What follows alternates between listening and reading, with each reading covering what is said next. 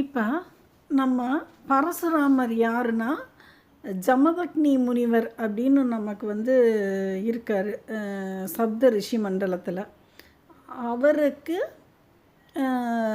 அவரோட 4வது அவர்கிட்ட இருந்து வெடித்த கிரகம்தான் பரசுராமர் அப்படிங்கிற கிரகம். இவர் என்ன செய்வார், அந்த ஏரியாவில் இப்போ எக்கச்சக்கமான சூரியன்கள் இப்போ இஷ்வாகு நம்ம அதாவது அந்த வைவஸ்வத மனு சூரியன்லேருந்து ஃபஸ்ட்டு சுத்யும்னன் வெடிக்கிறாரு, அதுக்கப்புறம் இஷ்வாகு வெடிக்கிறாரு. இஷ்வாகு வெடித்தவர் 100 சூரியன்களாக வெடிக்கிறாங்க. அதுக்கடுத்து சரியாதி வெடிக்கிறாரு. அந்த மாதிரி எக்கச்சக்கமான சூரியன்கள் அந்த சப்த ரிஷி மண்டலத்துக்கு பக்கத்தில் அந்த அயோத்தி ஏரியாவில் இந்த மாதிரி மிதிலை ஏரியாவில் எக்கச்சக்க சூரியன்கள் இருக்கவும், இந்த சூரியன்கள்லாம் என்ன செய்யும், மிச்ச கிரகங்களை தன்னை சுற்ற வைக்கிறதுக்கு அதுக்கு ஒரு ஈர்ப்பு சக்தி இருக்கும்.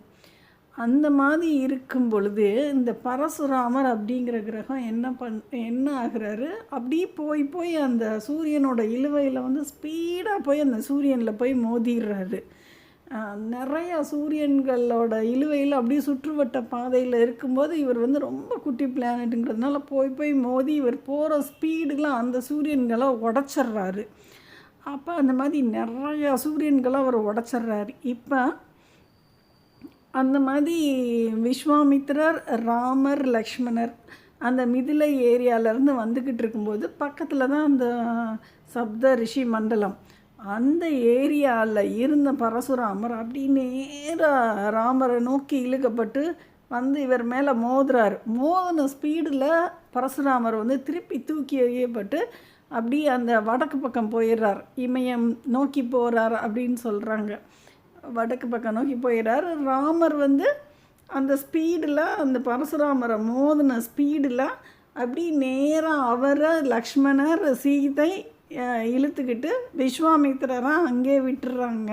அந்த சப்தரிஷி மண்டலத்தில் விட்டுட்டு இவங்க அப்படியே ஸ்பீடாக அயோத்தியை நோக்கி வர்றாங்க. அயோத்தியை நோக்கி வரும்பொழுது அங்கே வெளி எட்ஜில் மந்தாரை அப்படிங்கிற கிரகம் இருக்குது. அது கைகேயியை சுற்றிக்கிட்டு இருக்காங்க. அந்த கிரகம் மந்தாரை அப்படிங்கிற கிரகம், அந்த கிரகத்து மேலே மோதிடுறாரு ராமர். மோதின ஒன்று அந்த கிரகம் கைகேயிங்கிற கிரகத்து மேலே போய் மோதிருச்சு. இப்போ தசரதர் மாபெரும் சூரியன், அவருக்கு சப்போர்ட் கைகேயி. இப்போ அந்த கைகேயி மேலே அவர் மோதின ஒன்று அவருக்கு